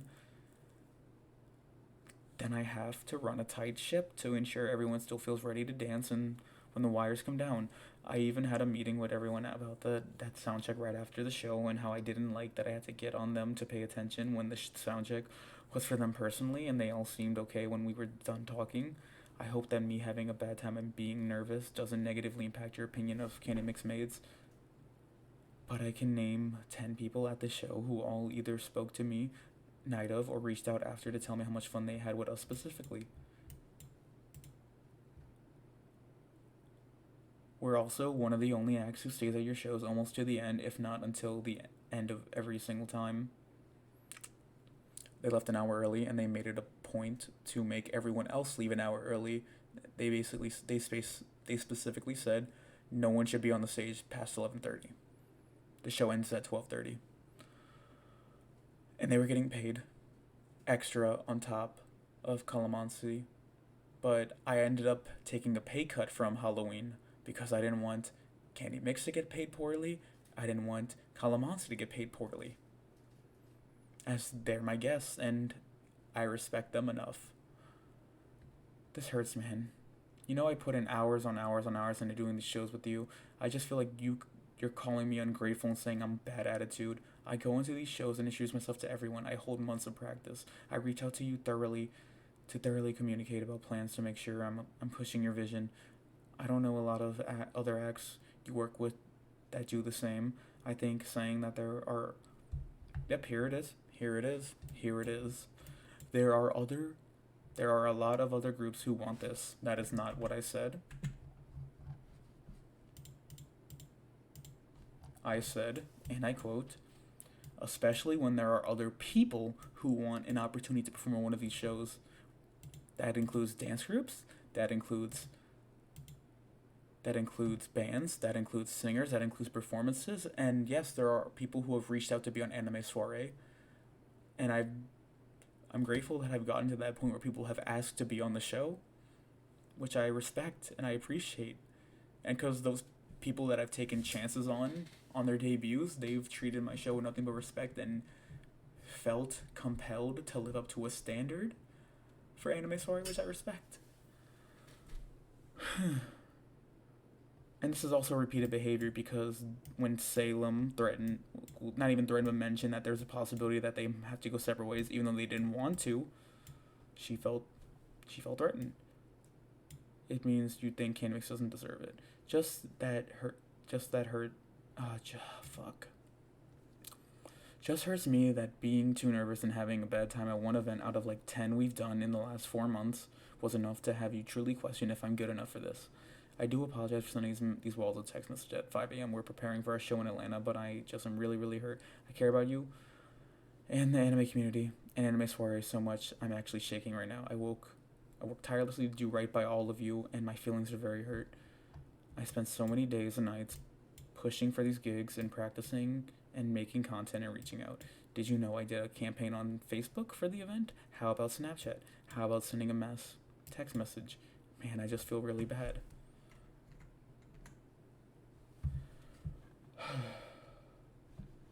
I can't find my mouse cursor. Okay, here it is.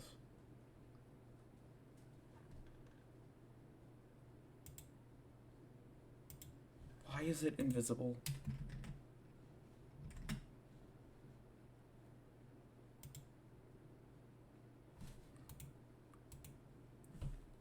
Hold up. Okay, I fixed it. After this, I woke up at 9 a.m. I tried to gather my thoughts, read it cohesively, and try to come through with a response that would not discredit what she's going through. This is the call log just to confirm that this call had happened. And she starts off the call by saying,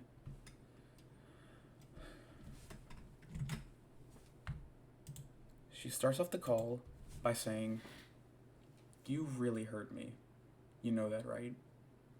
And she kind of deflects the blame, ignore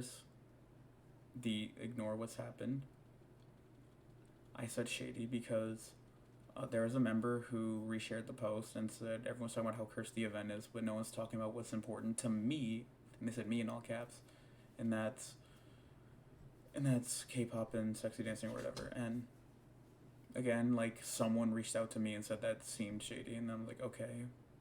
Like, if someone else is noticing it, I feel weird about it, but yeah, like, she ignored the sound check issue in the phone call, and basically just tried saying that they had one bad day, even though this is a pattern. The sound check has always been a pattern. They've tried putting it on me, saying that they were stressed out, and I'm blaming them for being stressed out, when, again, there have been, I don't think you can sympathize and relate to someone if they're upset, but that doesn't justify treating someone poorly or justify someone's actions. And they again reaffirm the saying other groups is uncalled for, when again it's just accountability. And if you just can't learn to respect me, respect my opinion, respect my feelings. The thing was, it felt like my feelings were getting invalidated. I told her that it felt like I was being unappreciated. You may, because the thing is, they went back to saying, "I care about you a lot. You're one of my close friends," and it hurt. It hurt because I wanted to believe it. I let it get to me because I believed I was hurting a friend. Whenever I try to speak my volume, they don't budge. Whenever someone at like Gasa tries to tell them we gotta wrap things up because we need to do sound check, they budge. Maybe it's because I hold no authority. Maybe it's because I'm a pushover. Maybe it's because I'm too weak or too compassionate. I've had my boss told me that they don't believe I could be a director because I'm too much of a pushover. And maybe they're right, and maybe that's what Kat does. Maybe Kat knows she can get advantage of me. She knows that she could play the victim card, because there have been many times where she's went straight to voice call instead of through text, because she knows if she calls on the phone, starts making it seem like I'm hurting a friend, I'll budge. I'll surrender. I won't stand up for myself. And I got confirmation from other people who were close to her, who are close to her, and I tried telling her that I do, because my thing was, this wall of text was supposed to be neutral. It was a case of, I don't appreciate this behavior. This behavior will not be tolerated at anime soiree. And she told me it's none of my business it's none of my business on how she runs her dance group. And how dare you say it's none of my business? Because I host Candy Mix Maze. I give Candy Mix Maze the opportunity to perform at my event. My event's supposed to be a safe space. My event's supposed to be a place where people can enjoy themselves and have fun. And it hurts because I didn't stand up for the dancers who got yelled at and who felt like they couldn't have fun at an event, that they were doing the thing that they dreamed of probably doing. An event that people, the event is not what they dreamed of doing, but being able to dance and do it for a career and possibly build your career, possibly perform at conventions, at big idol fest. They practice for this, so for that to get ruined, it hurt. People in that group have reached out to me and told me how bad that was. So I hate that she's justifying that, oh, fans said they did good and they made their day. Guess what? It's because you put a facade and you play a character. Okay, because they don't see what I see. They don't see what your dancers see. And your dancers probably seem okay with it because I know some of them are afraid to speak out. Just like how I was afraid. Just like how I was afraid to hurt you. And I hate that. Because I failed. I failed them for not speaking out on the spot and telling you and telling Kat to not talk to her dancers like that. I failed Salem for not standing up for her voice and her opinion.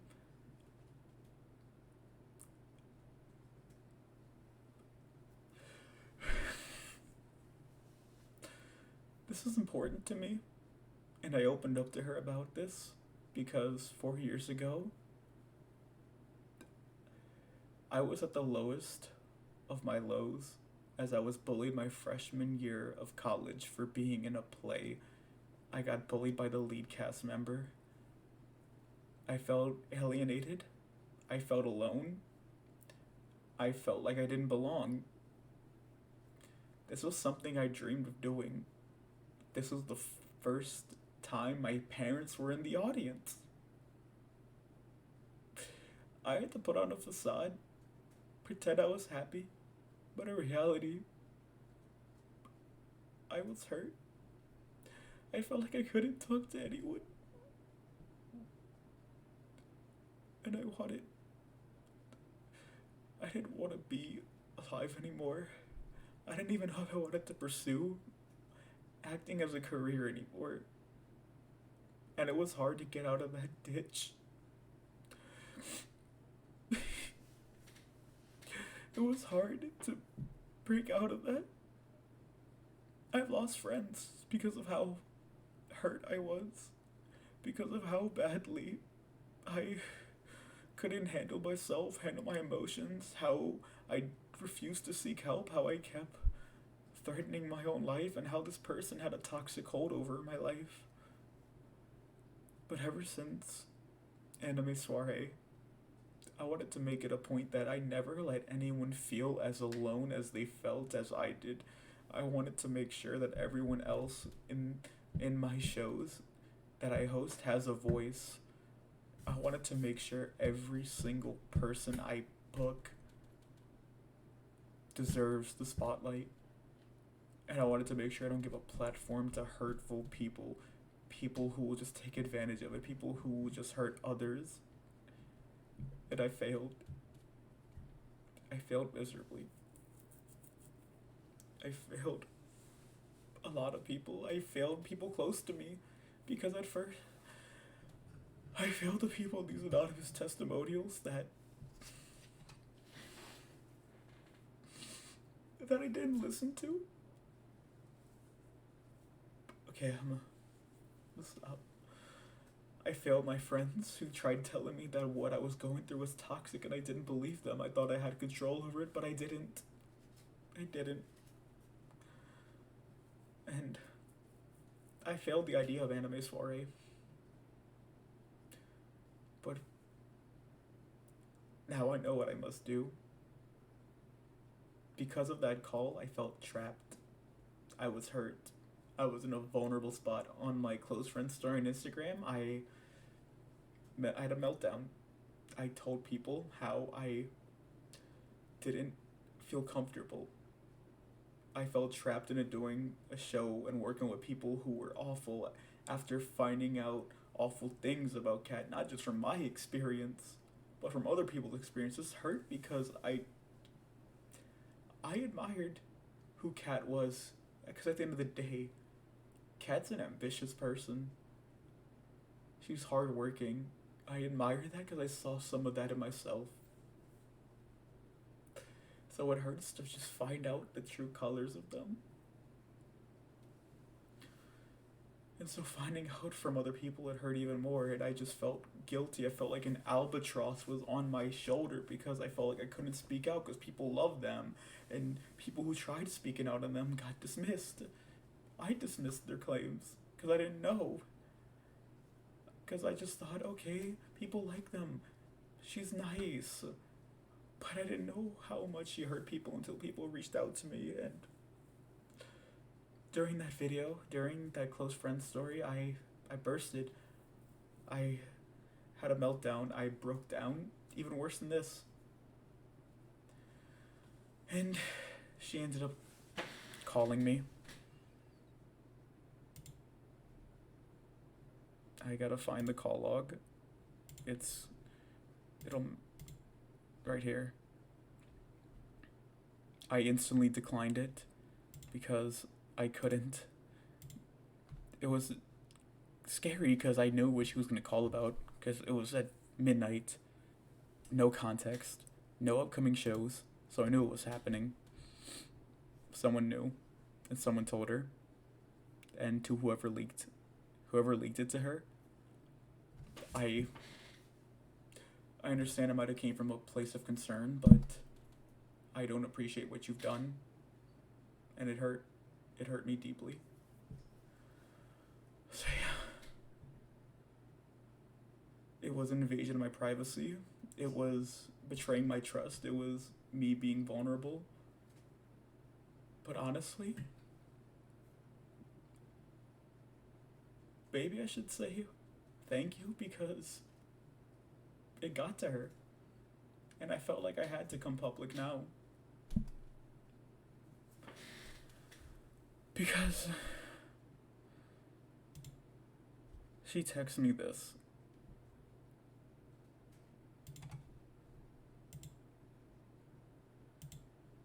Okay, this is the first screenshot. Hey man, I just had some people text me what is going on. This is what she texted after I declined the call.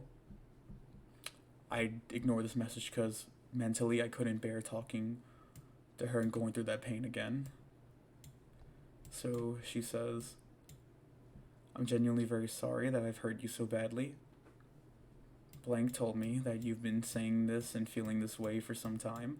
I wish we could have talked about it before now. We did talk about it before now and you dismissed my opinion. But now that it's beneficial for you and now that you feel like your reputation's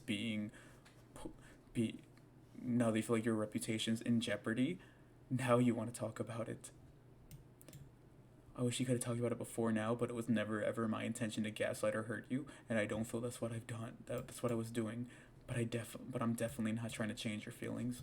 If you feel backed into a corner and dislike working with me, I'll take that in stride and we don't have to work together anymore after Tipitina's. I will very calmly and respectfully remove myself so you can feel better. Please, if I can ask though, spare Candy Mix Maids. They don't deserve any of the fallout to fall on them. I don't want us to remove any of the hard work we put into... I don't want anyone to remove the hard work we put into previous shows because I know it has been a lot of work from all parties involved and I don't want to just tear that down. I'd rather talk to you more about this if possible, but if you're done with me, we can be done. I hope that this message comes off the way I'm intending it to and that we can reach an understanding. Also, sorry for sending this so late at night. Just since I was told what was going on, I haven't been able to sleep.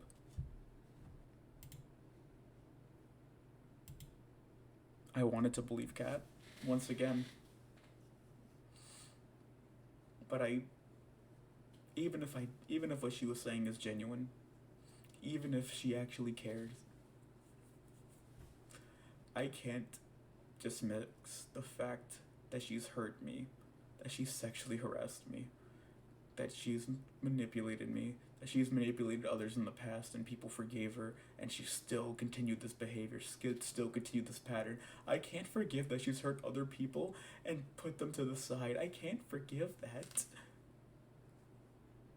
And it hurts because...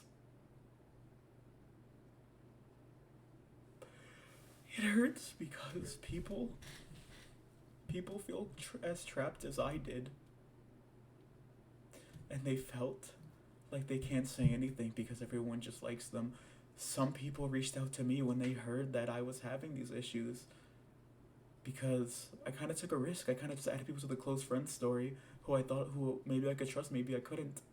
And some people came out to me. Some of their friends came to me and told me that I'm not alone.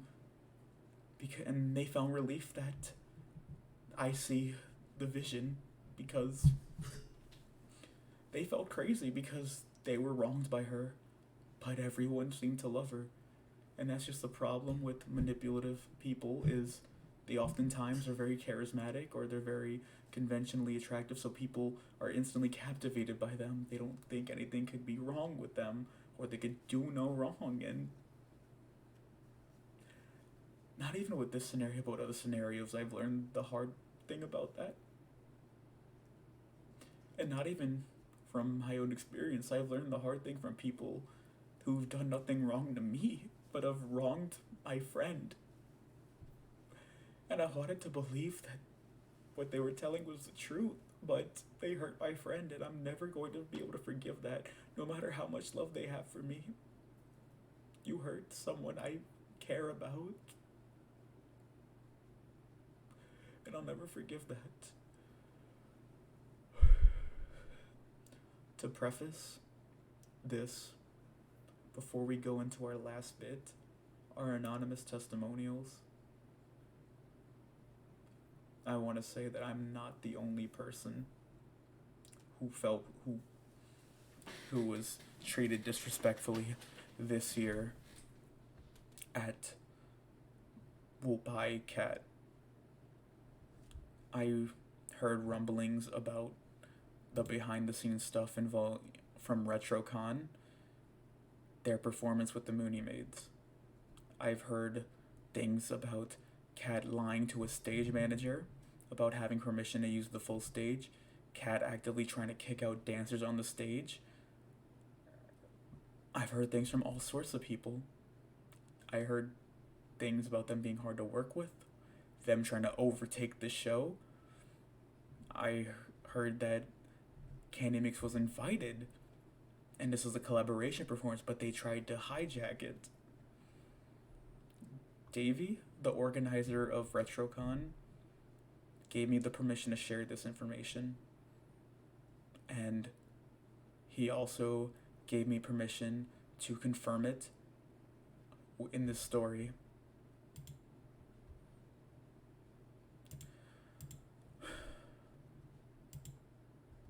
It's one thing if you hurt me, but if you hurt other people, I can't forgive that. But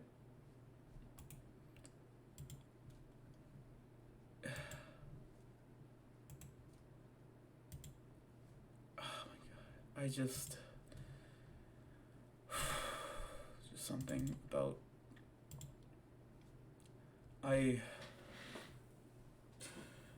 Davey asked me not to share screenshots unless I have to, but he confirmed. I asked him earlier just to gauge an opinion because I heard things. People spread information. I asked him if it was real. I asked him because originally someone said that Candy Mix was banned from RetroCon. He denied that they were banned, but he confirmed that there was communication issues. Cat was being controlling.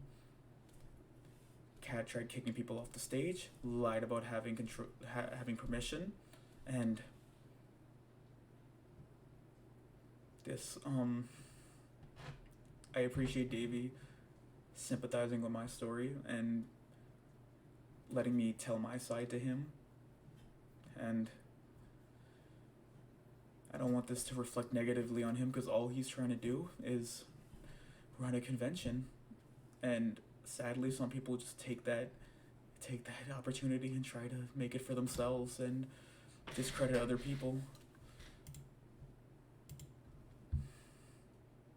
But this has gone on for long enough. I think it's time to wrap this up. I will be going through the anonymous testimonials.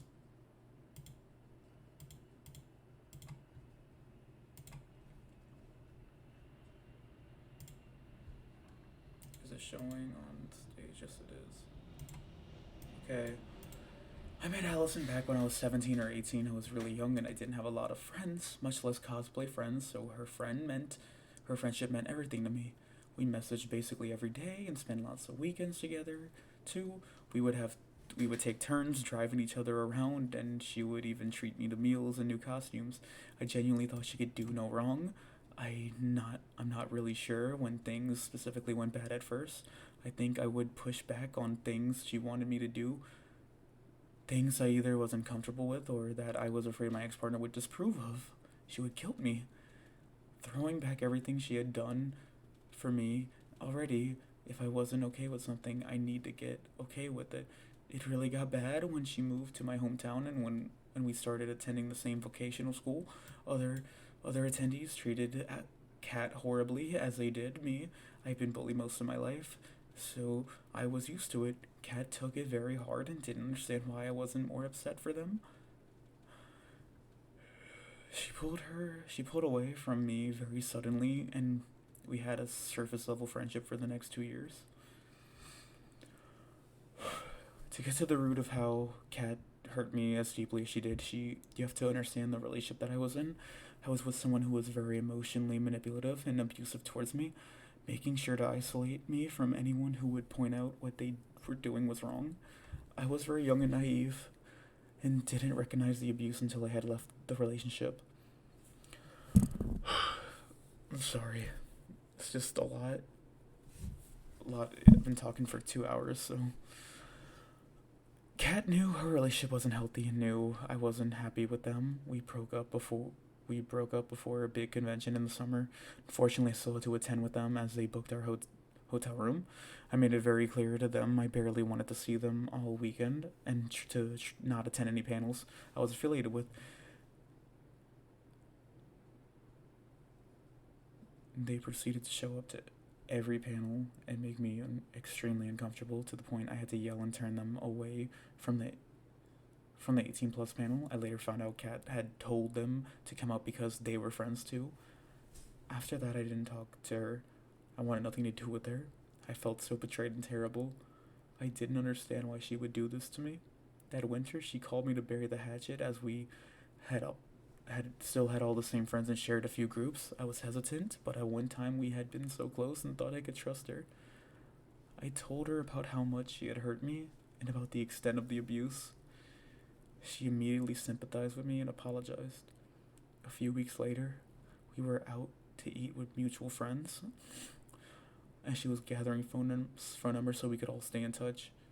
I declined to put my number in her phone, assuming she still had it since she had called me recently. I later found out that she had taken this as a grave insult and was now running around with my ex and telling people I was lying about being abused for attention. I don't know why she did this. I don't know why she decided to be so unfathomably cruel. We haven't spoken in years, though I have friends who are still close to her who insisted she was different and had changed for the better. I really believed them, but it wasn't true. That one hurt because I can relate to this. I heard horrible things, and I thought that I wanted to give them the benefit of the doubt, but I didn't know the severity of how bad these things were.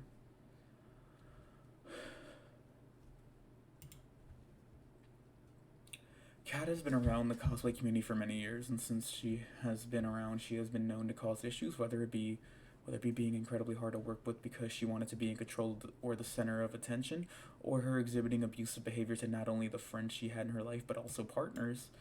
This will be a list of some things she has done over the years that multiple people have witnessed. Kat has been a part of many projects in the past, whether it be dance groups, maid cafes, or even just being involved in a panel. Many times people have reported her to be difficult to work with because she wants to be in control. Examples including speaking over people, telling group leaders that their plans were stupid and that she knew better than them, making rude comments about other people in whatever group she was in, about skill, appearance, etc., lying to staff of events to try to get her way, as well as having a habit of trying to steal other people's spotlight. Even right now in her current project, Candy Mix Mix, she is known for yelling and being rude to her fellow performers, as well as there being complaints about her behavior towards event and con staff. Beyond working with her in professional settings, things get a little more rocky when delving into her personal relationships and how she treats others. As stated before, she has a habit of needing attention. She will accomplish this by many means. It could be flirting with one of her friend's significant others, to the point where she will physically be all over them, making them and obviously her friends very uncomfortable, and when confronted about it, will give the excuse that she was drunk, which being drunk is a little too common for her. It could also be yelling at everyone to look and pay attention to her while she does something at an event, celebrating someone else. It could also be having a panic attack at an event for someone else, a birthday party, performance, etc., usually triggered by not getting enough attention or not getting her way, and making everyone stop what they are doing and coddle her.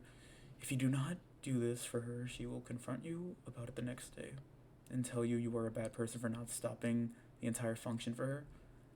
Let's talk a little bit about what happens. Let's talk a little bit about what happens when you do not give her what she wants. Like stated, she will confront you and tell you that you hurt her and that you are a bad person, and then list everything she has done for you to attempt to hold her few good actions over your head so that you hopefully forget her bad actions. She also uses phone calls and in-person meetups to try to intimidate others by not giving time to process responses and coincidentally not leave any evidence of what she says behind. In some cases, if she is super close to that person, these reactions can become physical. She will slam her head into walls, punch walls, get physically violent with people, scream and threaten people, etc. She has done so with not only her friends but has also done so with her significant others. She is also known to be emotionally abusive. Gaslighting comes easily to her, unfortunately. There have been occasions where she will convince people to tell her their deepest secret just so that she can have ammunition against them if they dare to fire. Yes, she has told people that to their face. They have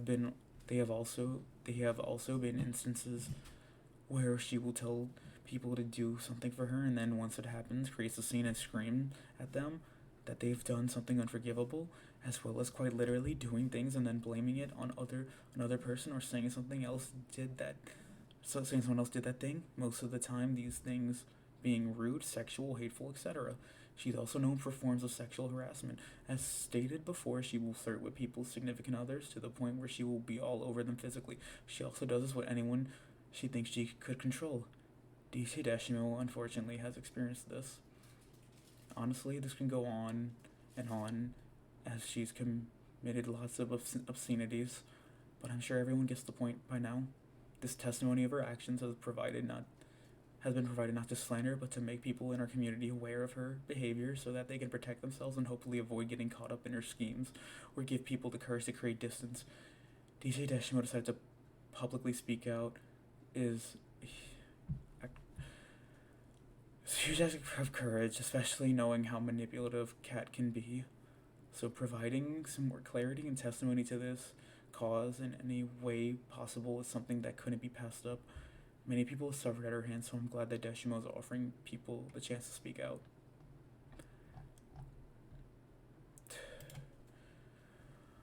I'm gonna wrap this up because those claims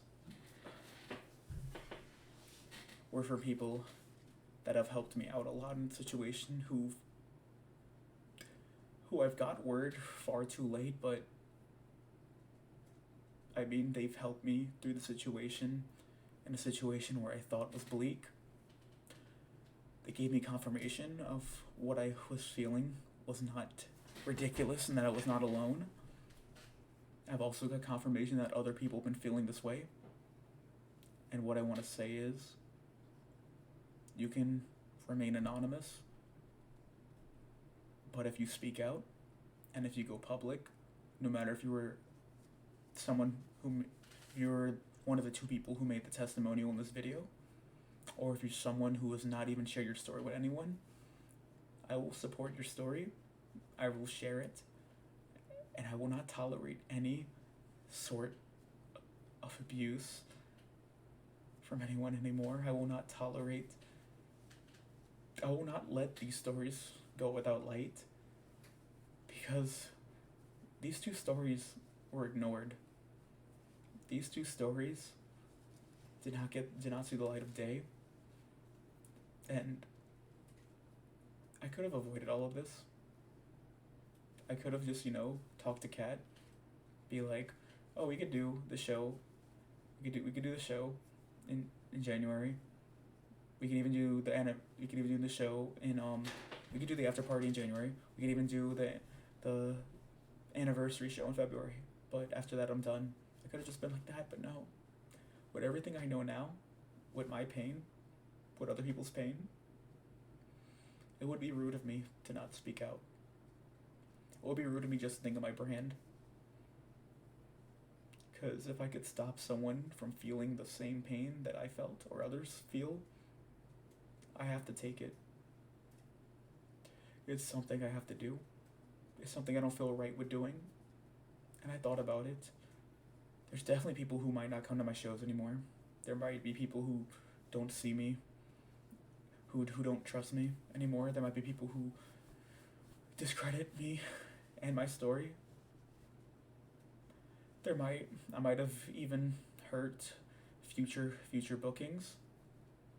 I might have jeopardized one of the biggest opportunities in my life that's coming up. But at this point, at least I can move on. I have peace of mind knowing that my story's public. I have peace of mind knowing that I've done my part in trying to help others, and I'm not gonna stop what I'm doing. Anime soiree, that's still my love. I'm gonna still be doing it. I'm gonna be creating my own community through it. Because if I could be frank with you, I don't like the way our community's going. I feel like people just see the community as followers, not friends, not connections. Maybe just connections, maybe just how to advance with people. It doesn't feel genuine. It feels artificial. And what I want is a community of people who care. People who want to collaborate. People who have a love for this industry. And if me telling my story, if me putting other people's stories is what stops you from coming to my show, then so be it. Because this is a new beginning for me. It's a new chapter for me. From now on, I will be putting more care into anime soiree, putting more care into people's voices being heard. I will be instituting a code of conduct that every performer will have to agree to before performing at a show. I will be appointing a new point of conduct that performers, guests, and anyone can appoint to in case I'm performing and I can't get to you, because I'm gonna do my part in helping others at my shows and making sure nothing like this happens again. But until then, this is Samir, DJ Deshimo, whatever you want to call me, signing off. And I just want you to know that you have my support, and I appreciate you all for having my support up until this point. I have big things to announce, but that's besides the point. After this video drops, I'm going to just post normal content. I'm going to go back to my normal daily activities. And yeah, I mean, if there's other people who come out, I will obviously put a halt and support them. But this isn't the end for me. And this won't be the end for Anime Soiree.